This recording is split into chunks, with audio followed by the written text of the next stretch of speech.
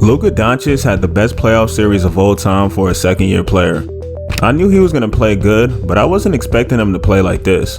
For the series, he averaged 31 points, nearly 10 rebounds and 9 assists, shooting 50% from the field, 36% from 3, and 65% from the line.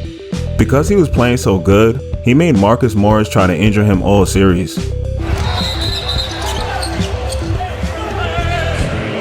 Some extra words after the play. Morris and Doncic. Porzingis getting in the way, and there's some shoves. Patrick Beverley getting involved. This is the moment. I don't know, man.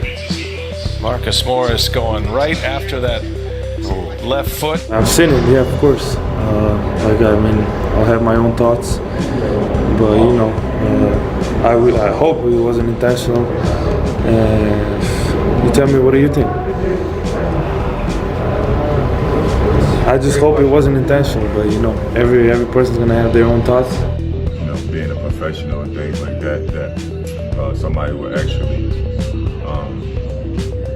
really try to make a case to be trying to hurt another player intentionally.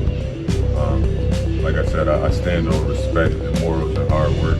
Percent for the Clippers, 50% now for the Mavericks. Oh, a hard foul by Morris, and Doncic up. He wants to go back at him.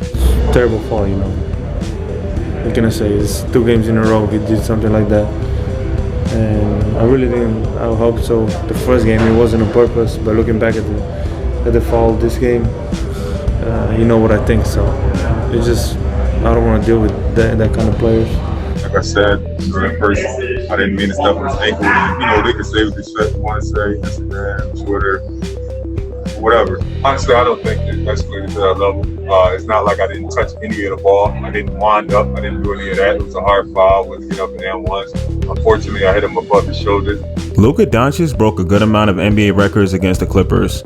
He became the first player in NBA history to average 30-plus points per game, 8-plus rebounds per game, and 8-plus assists per game in their first playoff run.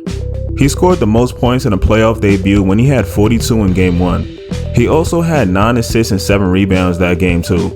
He also became the youngest player ever with a playoff game winner. Doncic pulls up, three-pointer. Bang! Bang! It's good! I was just trying to make it, I can't explain the emotions I had, when not only when the ball goes in, when I see the whole team running towards me, that was something special. One of the best feelings I ever had. That game he had 43 points, 17 rebounds, and 13 assists. No player in NBA history ever had a stat line like that in the playoffs. The only 2 other players to have a playoff game similar to that were Oscar Robertson and Charles Barkley. They both had games with at least 40 points, 15 rebounds, and 10 assists. Charles Barkley did it against the Supersonics. Likes to take it coast to coast. Watch out. Barkley. Miller to Barkley, a great no-look pass. And Oscar Robertson did it against the Syracuse Nationals in 1963. Luka also scored the most points in playoff history through his first 2 playoff games. He scored 70 points, beating Kareem Abdul-Jabbar's record, which was 69 points. I can't believe he broke all those records in just 6 games. He did this at just 21 years old against some of the best defenders in the NBA. After doing all of that, he got a lot of respect around the league. He's a great player. I think his first playoffs, battled every minute he was out there on the floor, didn't back down, led his team every game, and he did a hell of a job out there. Look, he's one of the toughest players that I've ever seen in this league, and that goes back 35, 36 years. A great young player that is getting better each year. He's Rookie of the Year last year, and this year he's up for Most Improved. I'd like to know if that's ever happened. I think 2 years ago, his rookie year, I said I had a man crush on him. It's grown, so he's just a terrific player. I love his toughness. We made it hard for him these last 2 games, and he just kept going. Luka is Luka. He already done so many jobs for his young years, EuroLeague MVP, I think Rising Star, the best rookie, whatever. Imagine if Porzingis played every game this series, and if Luka never got hurt, I think they would have had a great chance of beating them. Porzingis was playing really good before he tore his meniscus. He averaged nearly 24 points and 9 rebounds, shooting 52% from the field, 53% from 3, and 87% from the line. He only played 19 minutes in game 1-2 before he got ejected. If you take away that first game, he averaged 28.5 points and 10 rebounds, shooting 58% from the field, 61% from 3, and 86% from the line. Also, if you just take Luka's stats from every game other than the game he injured his ankle, he averaged 34.5 points, 10 rebounds, and 8 assists. That type of production together is different. They're hands down the best young duo in the NBA right now.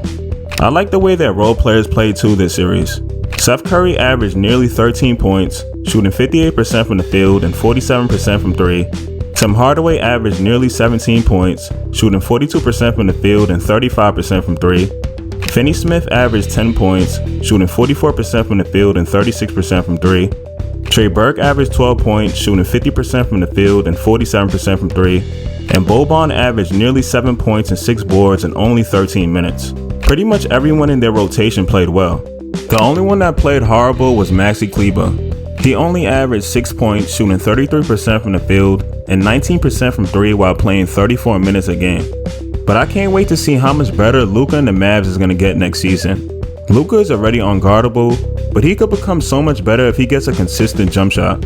He took 8.9 threes per game in the regular season and only shot 31%. Out of every player that shot that many threes per game for a season, he had the lowest 3-point percentage. His overall field goal percentage was really good though, because he was extremely efficient from inside the arc. For the season, he shot 57% on 2-pointers. He's going to be on a whole nother level once he becomes an efficient shooter. Luka also broke a lot of records in the regular season too. He passed Michael Jordan for the most consecutive games with at least 20 points, 5 assists, and 5 rebounds. He became the youngest player to lead the league in triple-doubles. He had 17 triple-doubles this season, and he also has the most triple-doubles in Mavericks history.